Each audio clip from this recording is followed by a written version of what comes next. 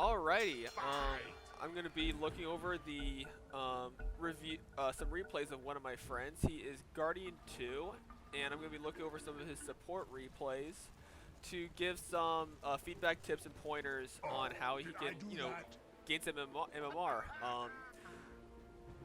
So he's Guardian 2, he's gotten coaching from me before, and he's still just having, difficulties kind of finding his rhythm and getting traction as far as like winning consistently. So I'm gonna, come here and, you know, point out the things that could, be improved and like identify like ways that you can consistently rank up and gain MMR through the support role. It's important to note that with these support roles is that the supports are really like the conductors of Dota. They're the ones that really set up the game and make the plays early on. While the cores are just running around getting last hits and pushing in waves and whatnot, trying to, raise their net worth, the supports are the ones who are like running around the map and making very thought out, projected strategic moves to basically leverage the strength and the net worth that the various support or the various cores are getting, into the early to mid game. But my friend here, he's a Terran player. He's playing as Grimstroke. Um, with, with, with supports, there are two main things that are that I think about, going into a game. And those things being is one, what's my game plan going to be? My game plan on both kind of the early laning stage as well as kind of like, into the mid game. So basically as position 4, the position 4 is very similar to the position 5 in the fact that you want to play your lane in such a way that gives your core, in the case of position 4, your position 3 off lane, what gives them as much gold and experience as possible. So that's basically going to mean is preventing them from, preventing their position 5 from pulling this wave, and then always threatening to pull or pulling this wave. And basically, as a support, you're going to be playing mostly here in the jungle against the enemy support because this is the objective that's important to them.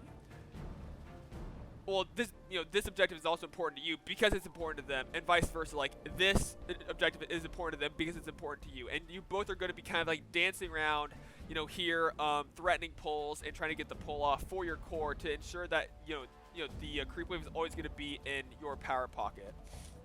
Now, this being such a low MMR game, that shouldn't be too difficult. So in my head, I know this is my objective. That's their objective. I'm trying to stop them from pulling this. I'm going to try and pull this as much as possible to, one, pull the lane back, and also to deny as much golden experience as possible. So in this lane, I'm going to be playing over here. And basically trying to play as far away from my position 3 to give them as much experience as possible. Now, that's just laning 101. That's not really pertinent to this game. But another thing that I kind of think about, especially during the drafting phase, is I'm going to look at my team composition and identify what my role is going to be on the team on more of like a macro level. So I'm looking at Void Spirit mid, Juggernaut safe lane, Pugna. I think Pugna's off lane, or is Pugna position 5? We'll have to see about that. Let's see what exactly the roles are, because I wasn't able to see exactly. Okay. So Pugna's position 5. Okay, that's fine. So in this lane, no pun intended, but Tusk as position 3 is one of the position 3s that has the potential to snowball. Sorry. But yeah, so like Tusk really likes levels.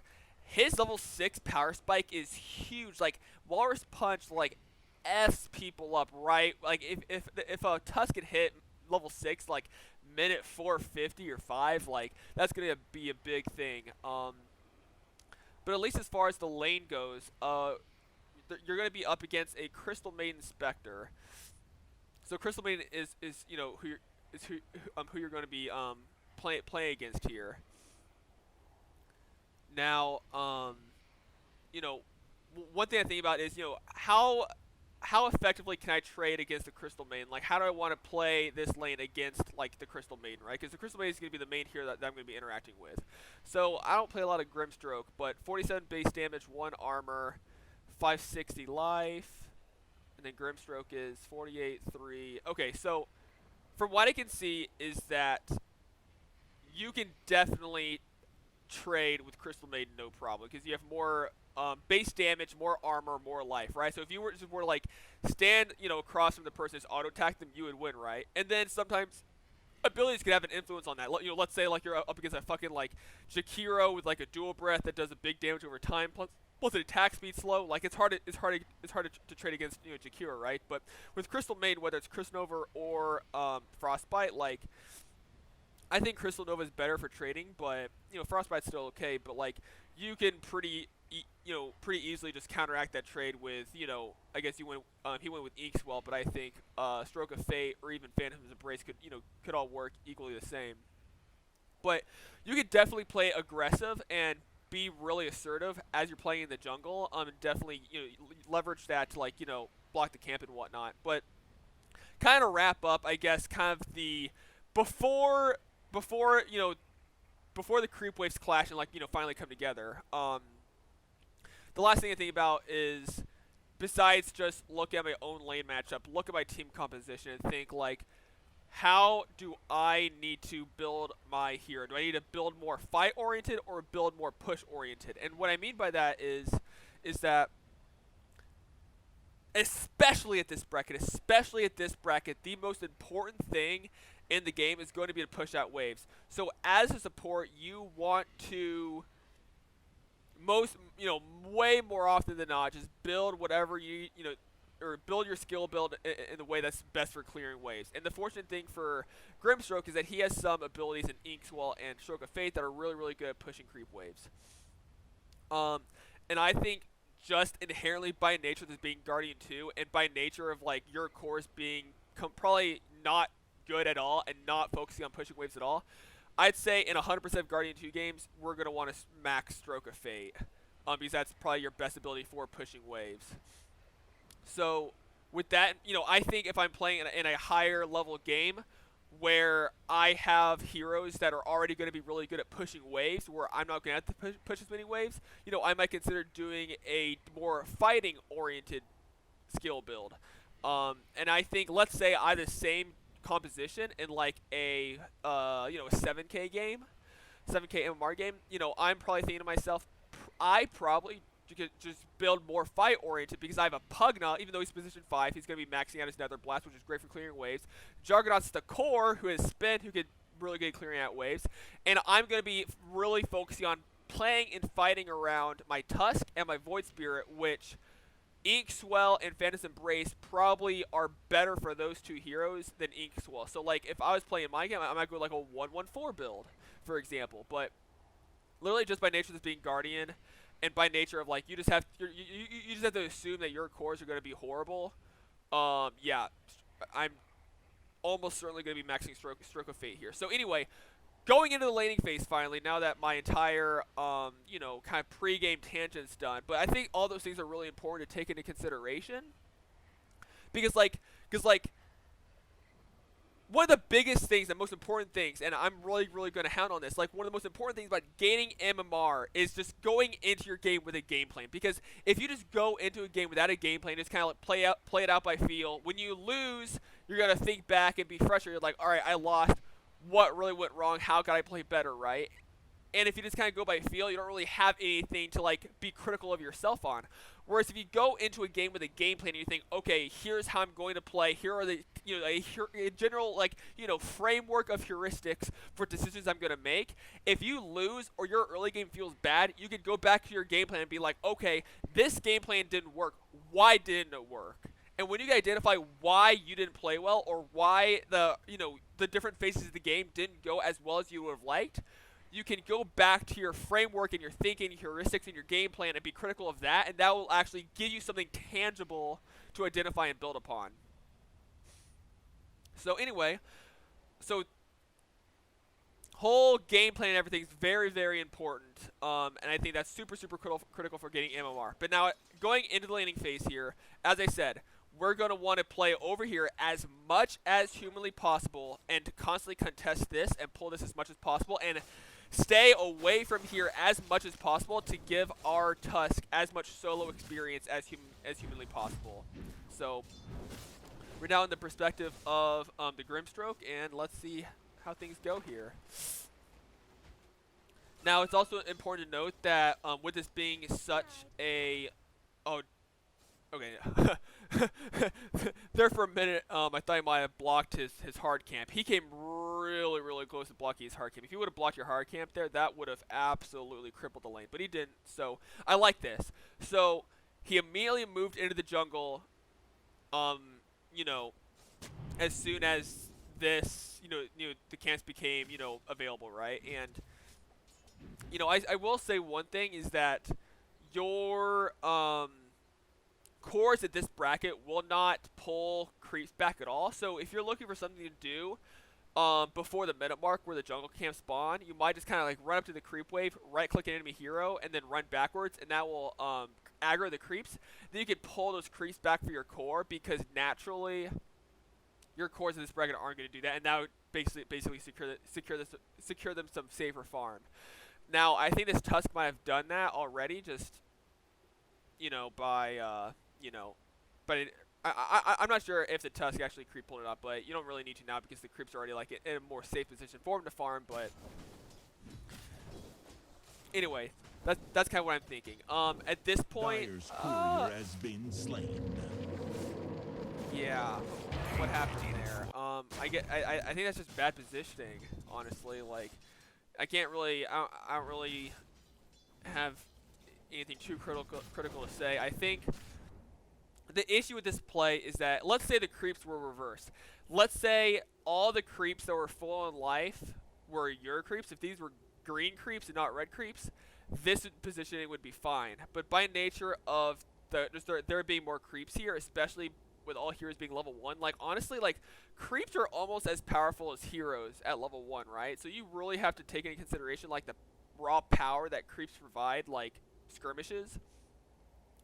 Just by nature, there being more creeps here, this makes this bad positioning. If it was reversed, like these were your creeps, this would be fine positioning, right? Because if you were to engage with them, these creeps would be just absolutely plowing these guys, right? But by nature of your creep wave about to be wiped, Tusk's going to be forced to pull back, and you're going to be left here really, really prone. So I think the first thing here is, like, yeah, I guess you did get the courier, and you might have died just to get the courier. I don't think that's really worth it. I think just a general heuristic moving forward is that you can be much more aggressive in your positioning if you have the creep wave advantage, and that wasn't the case here.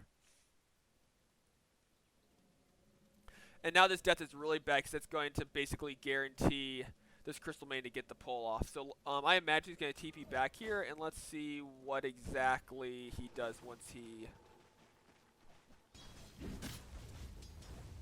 Okay, so he's going to be walking back.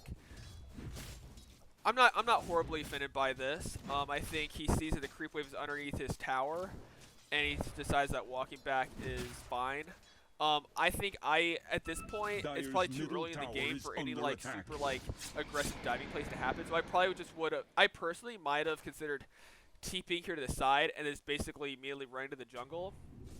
But yeah, I don't think any of this is too offensive.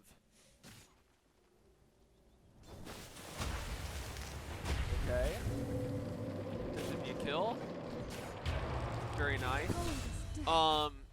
Your essence. He definitely could have been auto attacking as he was moving. So, like, auto attack, move, auto attack, move, to get that extra tag team damage. But they ended up getting the kill, so that's how it goes. Like right here, after this Crystal Maiden kill, this Spectre is absolutely no threat to Tuskar, right? So after that Crystal Maiden kill, he was just standing in the experience range of like 3 creeps right there. That's not good. As soon as that Crystal Maiden died, immediately I would have ran over here because, remember, one of our big goals of laning is to give our core as much solo experience as possible. And honestly, like right here, probably be standing right here on top of this little like carcass right here and pulling this. I really want to see a pull here. Really, really want to see a pull here. And the reason why this is not good is because the creep wave is here. You don't need to be in the lane if the creep wave is in the power pocket. If the creep wave is in the power pocket, no need to be here because the Tuskar can just run right down here and be safe, right? But by nature of the creep wave being here, this Tuskar can't farm, is probably going to be pushed out of experience range, and you really needed to pull this to bring the creep wave back underneath the tower for this Tuskar before you left the lane. I think playing away from your lane is important, but that should always be enabled by a pull first. Because usually if I were to make a rotation mid or something, that usually consists of me pulling, or, taking the creep wave, pulling it, running out of sight, smoking, and then going. But I think this is a big, big mistake because you really needed to pull this wave before you made that rotation to get the bounty rune, because that honestly just fucked up literally two entire creep waves where Tuskar wasn't able to farm or be aggressive because of that one movement. Now, obviously, he missed his Stroke of Faith there, which is kind of, not the best. I'm not going to be super critical about just, like, spells being whiffed. And I don't really have anything to say about that besides just you just can't do that, right? Like, you could hold Alt to see the outline, or I'm not sure what your hotkey is, but you will have a hotkey that you can hold down to see the outline of tower range. Whenever I'm going to do any kind of skirmishes around tower range, I'm just going to hold down that key and see what that tower range is, because that's just unnecessary damage that you don't have to take. Anyway, going back to the jungle. And here's the tough thing, is that, like, you died twice. Both times were kind of unnecessary. And at this point, Crystal Maiden is probably stronger than you, especially with 2 points in Frostbite. At this point in the lane, since you did kind of give this Crystal Maiden the advantage, you can't really engage with her without your Tuskar around. Now, granted, your Tuskar is coming, so let's see what happens here. This should be a kill. I mean, honestly, you're going to get the kill anyway, but I would, like, if this is like an ogre or something, maybe you decided to walk back because you knew that kill was going to happen anyway. I think for me, I still would have just stood in the tag team range and just, like, get a couple auto attacks in there. Like, why not, right? It's better to be safe. Like, let's say that Crystal Maiden had, like, 3 fairy fires. Like, you never know. Like, probably could have lived there potentially under, like, super niche circumstances. And if you just would have, like, taken the time to get some auto attacks there, you still would have been in position to get this pull off regardless. Please get this pull off. Please get this pull off. Okay.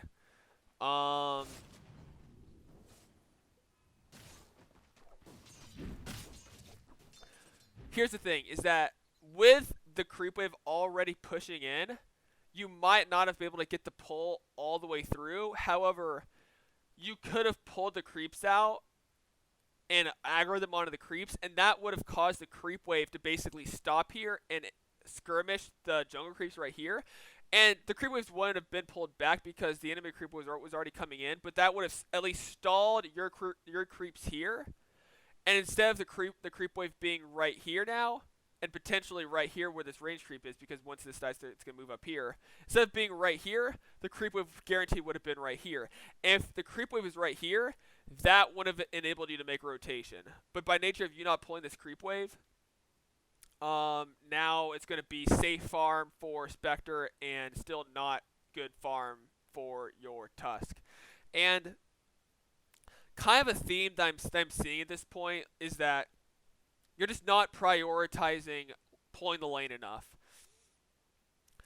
I mean, you always want to be either pulling or threatening to pull, right? And pulling the lane doesn't even necessarily mean pulling it all the way through, because like I said, if the creep wave is pushing in, your creep waves might not go all the way through, right? But by you pulling those jungle creeps out here, it'll stall them, and there's never a point where you don't want to be playing the creep wave, right? And I think that you have the generally right idea because you're trying to spend as much time here in the jungle, right? But like, I think you're spending time in the jungle because your heuristic is I need to play away, I need to play in the jungle, right?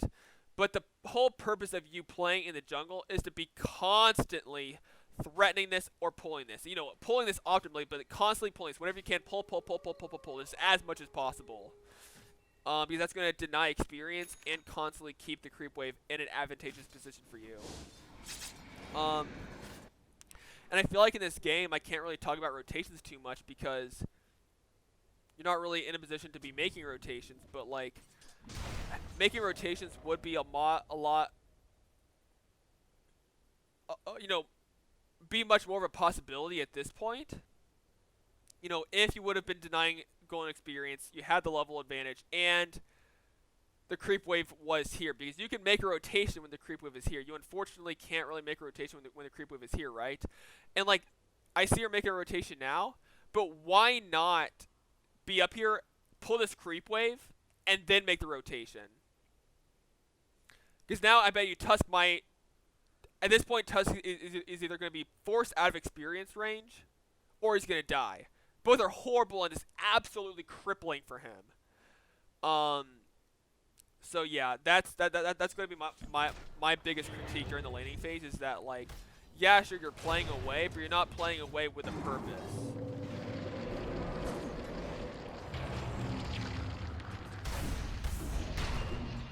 That's all. Attracts its own kind.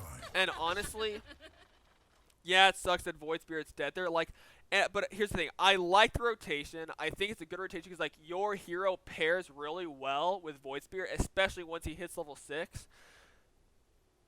And I'd say that rotation still would have been good, even with Void Spirit dying. Because like if Void Spirit was a better player, you probably would have got the kill. Okay. The rotation and what you actually did during the rotation was fine, but it was a bad rotation because of the sole fact that the creep wave is right here and not right here, period, in a discussion. Now that we're cresting the 6-minute mark, I think it's going to come to a point where we're going to go into the mid-game. Now, the mid-game is going to be characterized by the lanes breaking down, the supports making more rotations, and basically kind of positioning yourself on the map is going to be much more relevant because in general you're going to want to be playing with your cores that are strong, which also means playing away from your core who's trying to farm, just as a simple blanket heuristic for the laning stage, right? And I think this game is already kind of off to a bad start because remember my game plan. My game plan was Tusk is going to snowball. Tusk is going to be really strong, especially as soon as he hits 6. I guess when I was kind of thinking of my game plan moving forward with this team, I was thinking in my head, I want to play with this Tusk as much as possible. As soon as as soon as he hits 6, as soon as the mid game comes about, I'm just going to be stuck to Tusk's side and just going wherever Tusk goes. Go wherever Tusk goes because he's going to be super strong, right? And the reason why this is pertinent is because like by nature of the lane not going very well and by nature of like Tusk not being 6 and not having a lot of farm, I think playing with Tusk here is still going to be the play, but that's not going to be as obvious and straightforward of a decision by nature of him not really having the farm that he should be having by nature of you not playing the lane as well. And this could all just go back to the fact that you never pulled this camp once. Now that I think about it, you never pulled this camp once, and that's inherently a problem. Like, if this camp would have been pulled 3-4 times, Tusk would have boots, probably like power treads or phase boots plus walrus punch, and then you could literally just come up here and literally start farming heroes. But that's one of the beautiful things of Dota is that like Got it. all of Dota kind of like flows together, right?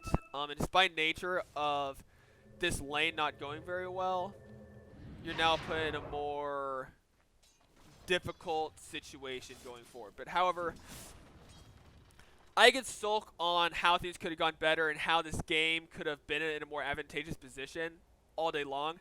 But I think that's also where a lot of toxicity comes from in Dota, is once things start going poorly, you break down, get mad, and then you start playing not as well, right? So while I, trying to be informative and having a teaching moment here, I want to be critical of what didn't go well already. However, at the same time, just being a good Dota player also takes, being able to say, okay, this is the game as is right now. What is the best thing for me to do right now? And I like this TP top. I do. Because even though Tuskar should be a lot stronger,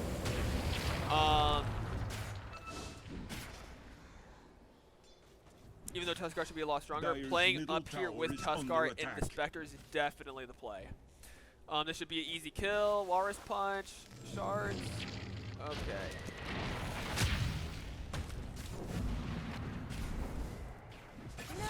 Very nice. Do you have...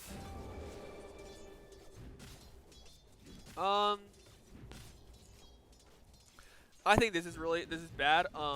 Just as another general heuristic, you're in a pretty bad position where you can't combo your spells, right? So I'm not gonna lie, when I'm playing support, I'm never going to find myself in a position where it's I have to basically not, it's going into the next team fight, you're going to have to think okay, what spell should I use when, because I can only use 2 spells because I'm low mana. You're literally crippling your hero by not having your full kit available to you at this point. And for me, when I'm playing support, there's never a point in the game, even upwards to minute 35, where I don't have a stack of 5 clarities, 2 to 5 clarities in my inventory. For example, right here, even upwards of 15 seconds ago, I would have popped a clarity, and I would have had 350 mana by this point, right? And then I probably would have popped a clarity on this, this Tusk too, at some point. Maybe not right now, but especially with this creep wave going into the tower, he's running back. I would pop a clarity on him right now, so then he would start regenerating his mana, so we could, always have a potential kill on this Spectre. But by nature of you not having mana yourself and not having regeneration for your Tusk, this kill isn't an option, and you being up here is kind of insipid and worthless. What are you going to do up here without mana? So I think that's going to be another big point as far as why the mid game didn't go well, is I just don't think you're carrying regeneration on you. As a support, you want to carry regeneration on yourself. Well, not even just for yourself, but for others, so you can constantly keep you and your fighting course topped off to always keep yourselves in a position and able to fight. I think even right here, just as the mid game is starting to manifest, my biggest criticism already is going to be the fact that you don't have the regeneration on you to enable you and your Tusk to fight at this point. So clarities. Like I said, you will not be able to watch a replay of mine where I don't have between 2 to 5 clarities on me, on my person as a support at all times. Let's go back to player perspective here. There's really no point in me sitting here because you don't have mana, Tusk doesn't have mana. It's bad. It's really bad. You shouldn't be here.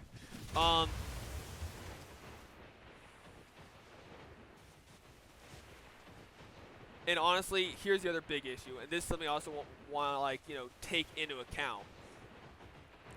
High-level players are constantly making calculated, projected, strategic, and impactful movements around the map, and there's never a moment of downtime. The reason why low MMR games often feel way more slow-paced than high MMR games is because of situations right here that we find ourselves in. you didn't have mana, and Tusk didn't have mana. And Tusk is a core. He should probably have his own regeneration, but he's going to be sitting here farming regardless. For you, you didn't have mana, so I literally just saw you literally dance in this square, just kind of like click, click, click, click, dance around in this square for like a minute. For a whole minute, you just clicked around, danced, and literally did nothing impactful. Just, give you a perspective. Like, this is probably why you are Guardian and having difficulties gating MMR, is because you're giving yourself lots of downtime because you're not putting yourself in a position to always make impactful, calculated, projected, high impact movements, because you're not enabling yourself to do so. So that's gonna be my I think that kind of goes into the previous point of like having regen on you to constantly keep yourself topped off and be in a position to fight. That plays into that. Anyway, you get a kill, that's great, but it's also kind of whatever because you kind of waited around so long. But already smoked. To restore. Okay, so you smoked. Stop is missing. I could tell you want to get a kill on this Dawnbreaker, but it looks to me that our Void Spirit doesn't really want to fight here. So let's see what happens. Stop is missing.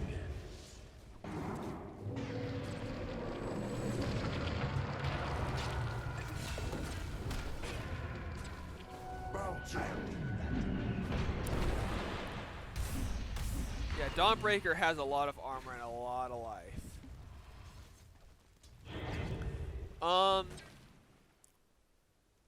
I like the idea. I do. I like the idea.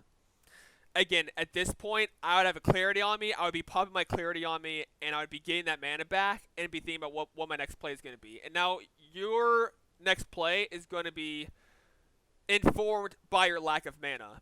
But your lack of mana should never be a factor in your decisions if you're constantly carrying regeneration on you to constantly keep yourself topped off.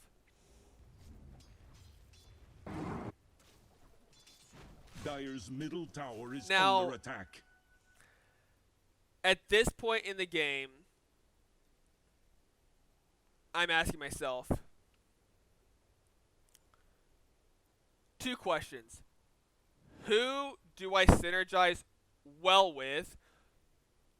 There's that question, regarding my team. Who do I synergize well with on my team? And then who is strong on my team, right? And obviously those kind of go hand in hand. Like, you might have really good hero synergy with a hero who you want to play with, or a hero who you might not have as good synergy with, just might be really high in net worth and experience, and that's kind of, both those kind of wrapped, synthesized into one question. So one, who is strong and who do I synergize with on my team? And then two, who can I kill on the enemy team, right?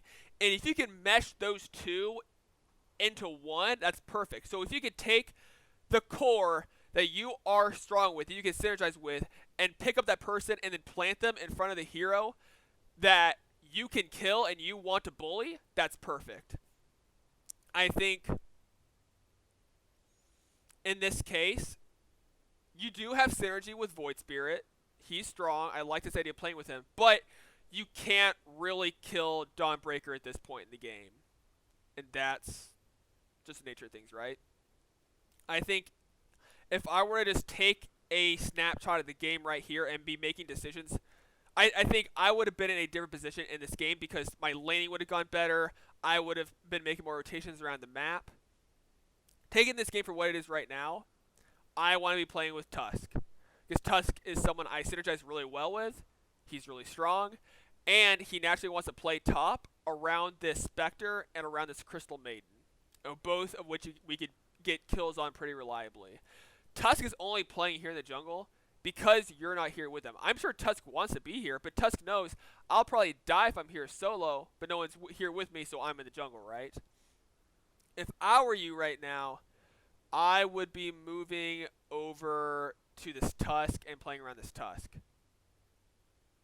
And also, if you're paying attention, like, this is something that I don't really necessarily take into account in my bracket because people are going to be better players and they wouldn't be doing shit like this. But this Spectre is literally rushing a Radiance before boots or any stat items. This Spectre is literally a creep. A melee creep. And currently, by the way you're playing this game, this Spectre isn't being punished. Yeah, sure, the Spectre's level 7. You're level 5. But if you were to walk into the jungle and literally just auto-attack Spectre, you would ruin his game. And if that alone would literally ruin the Spectre's game, imagine how much you could ruin this game if you were to be glued to your Tusk side and just running around the top lane and the top jungle with your Tusk. This Spectre literally wouldn't have a game.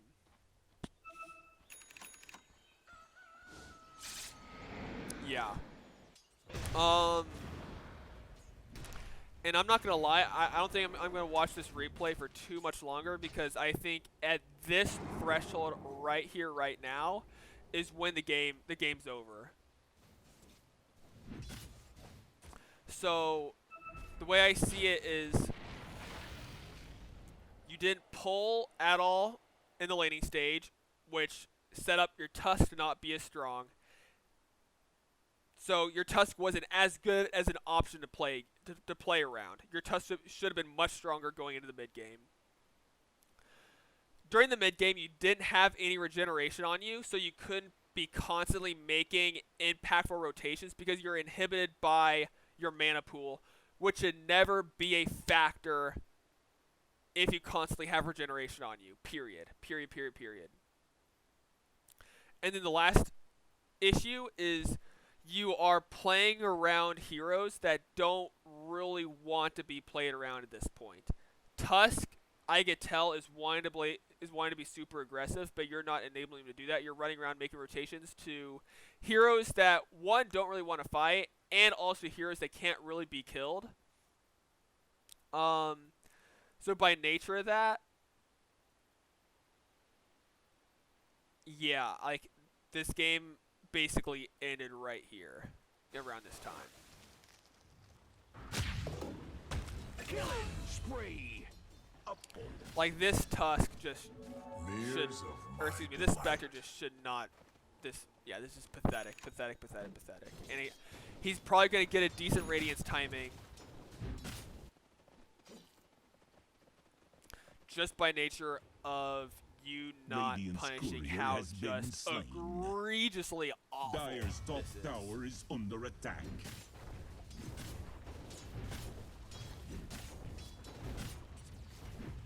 Yeah, that's pretty bad. Anyway, so this was my review for this game in particular. You know, and I think my closing point is a point that I want to reiterate, and that being Dota all flows together. So yes, bad plays and misplays will affect your ability to play the game later on. However, at the same time, even though it all flows together, it's all relevant, and like a bad early game will lead into a more difficult mid game, you also have to take into consideration, like, you know, take just a snapshot of the game. Just take it for what the game is right there and ask yourself, where do I need to be with the nature of the game and how it is right now? And that will give you a really healthy perspective as it, you know, when something in a game doesn't go as well as you would have liked. Having that perspective will help you take the game for what it is and be more constructive with your decision making moving forward. But yeah, you know, like I said, like, I don't really want to review this game anymore because, like, I could already tell where it went bad. I could already tell, like, why it's going to end. So I'm going to go ahead and move on to the next replay. But with this, my biggest takeaways are pull your lane and give your farming core, or the core you're laning with, that farm that they really, really want. That safe farm experience, golden experience they really want. 2, always, always, always carry clarities and salves on you into the early, laning phase to mid game. That's going to enable you to always keep yourself topped off and enable you to always be in a position to fight and make impactful plays. Your movements had to be based on the kind of resources you had available, but that should never be a concern, because you should be always be topped off. And honestly, like when I'm playing support, I will delay my boots and prioritize region every single time, because having those resources is always going to be the most important thing. I say the last thing of this game is during the mid game, you want to identify who is strong on my team and who do I want to play around, and also identify who can I kill on the enemy team. And in a perfect world, you can communicate that to your team and kind of, combine those things together into playing around who's strong, playing into who you want to kill and who is weak. In low bracket games like this, you have to make a decision between the two, and usually the right decision is going to be to play on your team who is strong. And I think that you were making rotations onto heroes that you couldn't really kill with heroes that didn't really want to fight that much. I think just developing a more robust basis of heuristics for that kind of decision making is also going to go a long way. But that's been my review of this in particular replay, and why I think the game was lost literally by minute 11 right here, right now. Yeah, and I'm going to be coming up with another replay right after this.